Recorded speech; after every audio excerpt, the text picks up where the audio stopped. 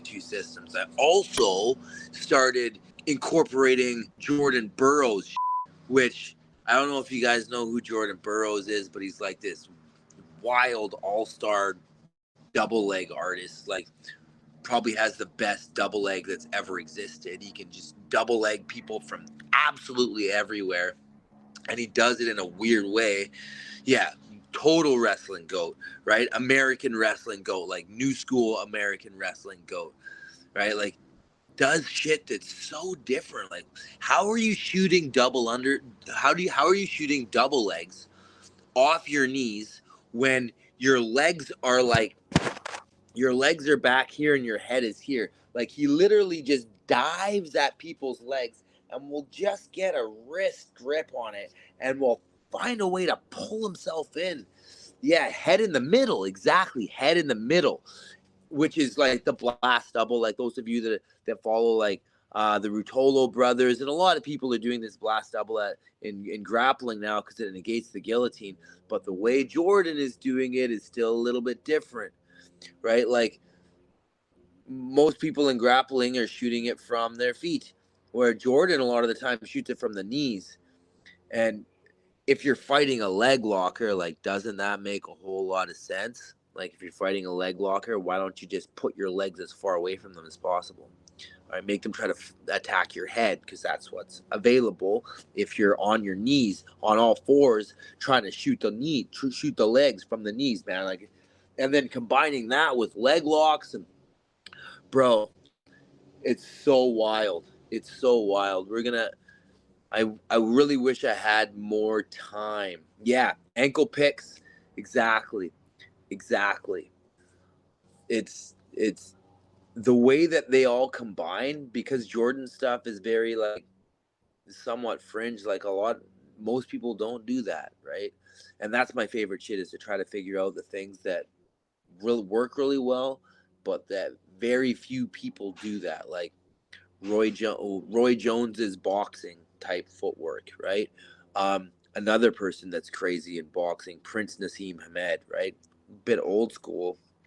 Those of you that watch older boxing, man, like, Prince Nassim Hamed has some of the most insane footwork that you've ever seen. It just doesn't even make sense that someone could fight like that.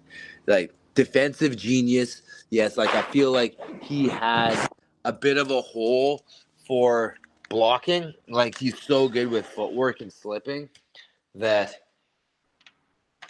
when that was breached, he didn't have the best. He wasn't the most defensively sound as far as having the opposite hand up when you're punching. And okay, say your timing, you can't find your timing on your slips. Well, okay, do you have a blocking, shelling system that you can put into place in those situations? And he didn't really have that. So eventually he got exposed.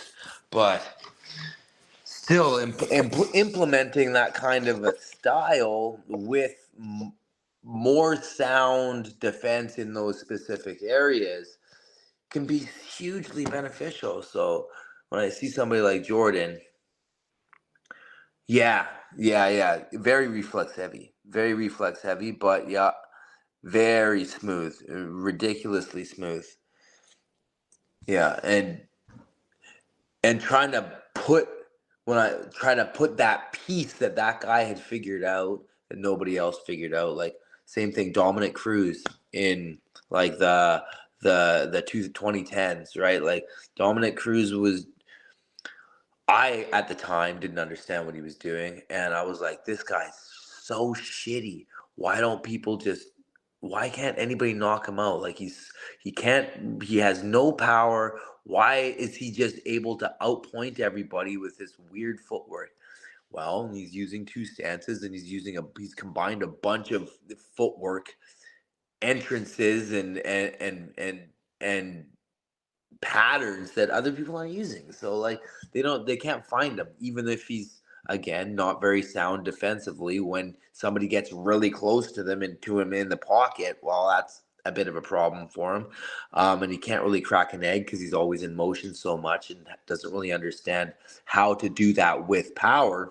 Nobody could figure out what the hell he was doing for so long. And now most people understand the footwork, right? But like if you can take his footwork and take Ronda Rousey's armbar, right? And take Fedor's ground and pound, and like just combine all those things, like you become this entity that just is so difficult to deal with, so difficult to plan for, because you're able to utilize a whole bunch of shit, like a system of a whole bunch of unorthodox people's best things all combined, right? So I'm trying to figure that out with grappling and with striking.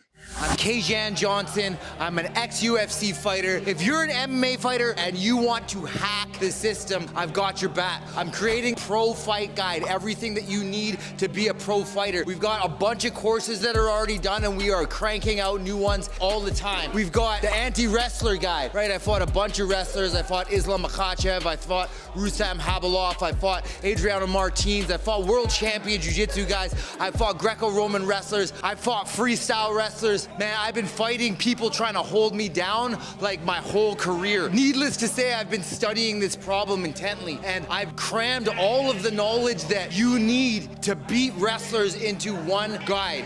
One-stop shop. This has bottom game, this has striking, this has cage control strategies, wall work, how to get up, how to rip their leg off if they don't let you up. It's got everything you need to whoop on these wrestlers. The anti-wrestler guide alone is like 70 plus videos or something. I'm gonna keep adding to it. MMA basics course, we've got all the things that you need to know for like your first year of training, really. Striking strategies, grappling strategies, submission escape, submission attacks, positional awareness, passes, transitions, footwork patterns, the basic weapons, the most important weapons, the foundation of the weaponry, the arsenal that you need to build as an MMA fighter, how to chain from striking into takedowns, strategies on the wall, like how do you grapple on a wall, because a lot of the time people just teach you jiu-jitsu and they teach you wrestling, and then they're like, yeah, go, and then there's a wall there and you're like, what the hell do I do with this thing? They're like, I don't know, figure it out, right? You don't have to figure it out. Get the MMA basics guide. That's what we made it for. I know some of you guys live in remote communities. Like I grew up in a town called Burns Lake, like 2,500 people tops.